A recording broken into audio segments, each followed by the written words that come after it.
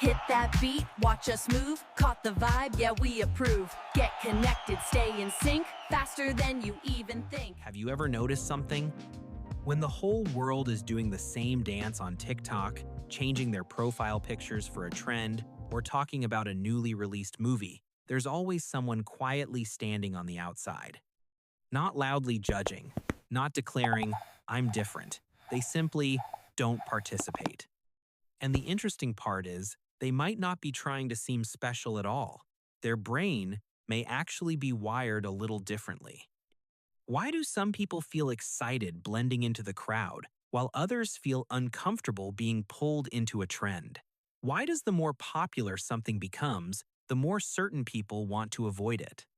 Today, we're going to break this down through the lens of psychology. And by the end of this video, you might discover whether you're truly resistant to trends or just think you are. Imagine someone says to you, "Everyone's using this app.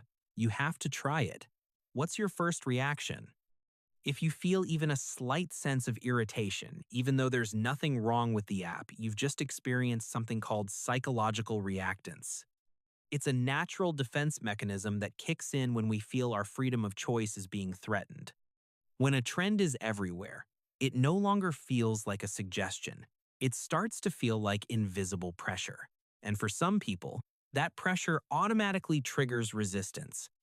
It's like when someone tells you to go to bed early and suddenly you want to stay up even later, or when something gets banned and it instantly becomes more appealing.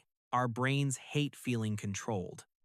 If you've ever noticed that the more people push you to join something, the less you want to do it, comment the number 1 below. I'm curious how many of you actually react this way.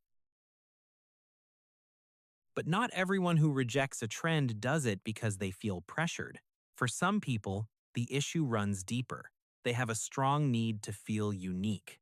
Psychology calls this the need for uniqueness.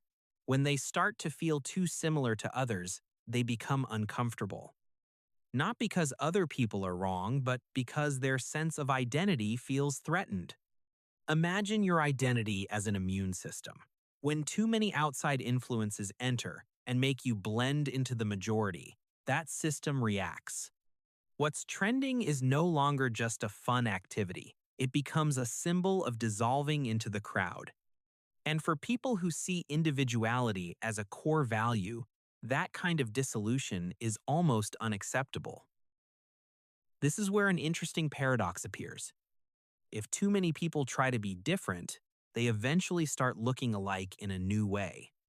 In 2014, mathematicians modeled this phenomenon. When the number of people choosing to separate from the crowd grows large enough, their difference stops being unique, it turns into a repeating pattern. That's why you might notice groups of people who all claim they don't follow trends, yet dress, think, and express themselves in surprisingly similar ways. Even difference can become a kind of uniform. So the real question is no longer whether you follow trends or not.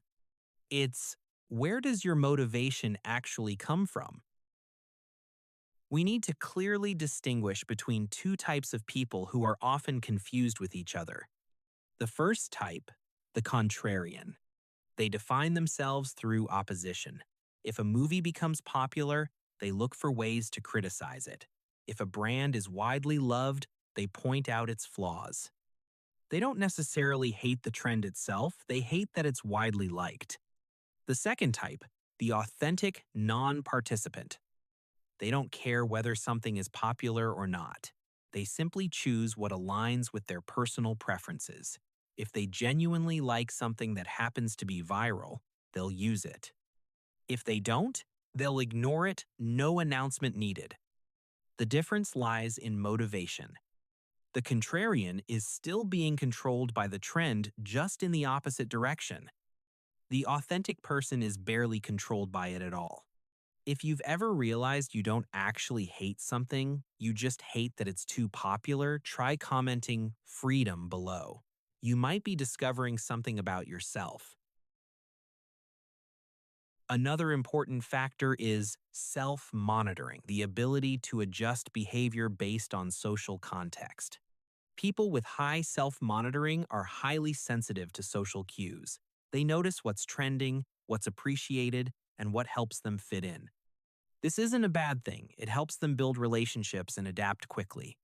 On the other hand, people with low self-monitoring care less about social signals. They make decisions more based on internal preferences. When a song goes viral, someone high in self-monitoring might enjoy it more because it creates a sense of connection. Someone low in self-monitoring simply asks, "Do I actually like this melody?"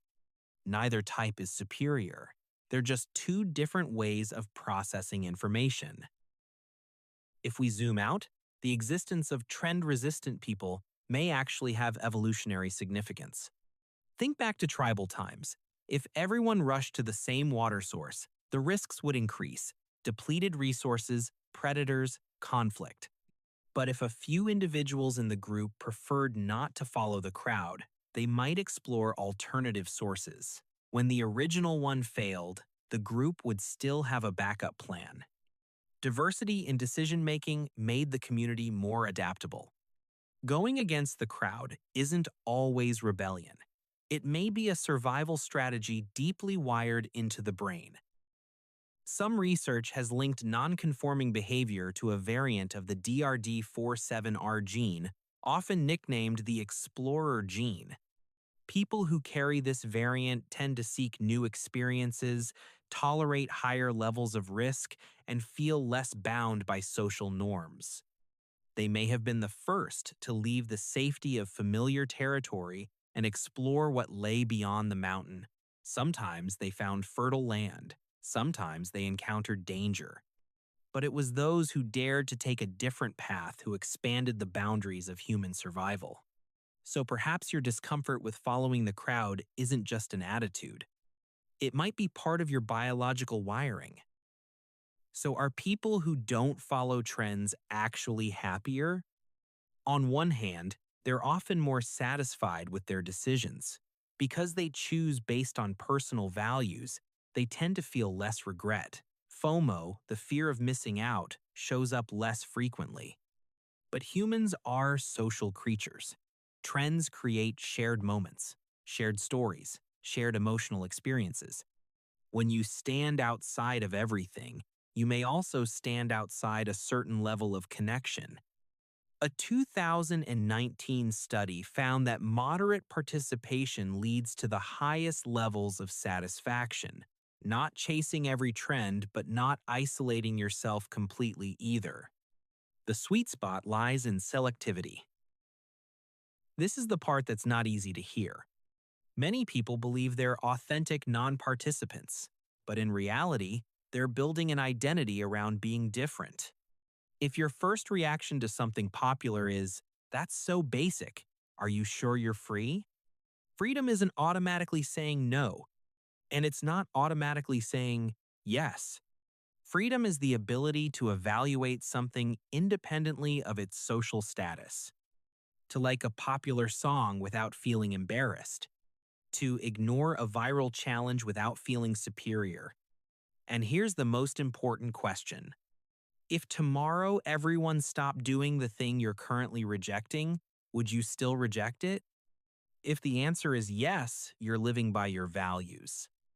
If the answer is no, maybe you're just reacting. In the end, we're all performing to some degree. What matters isn't whether you follow trends or resist them. It's whether you're aware of your true motivation.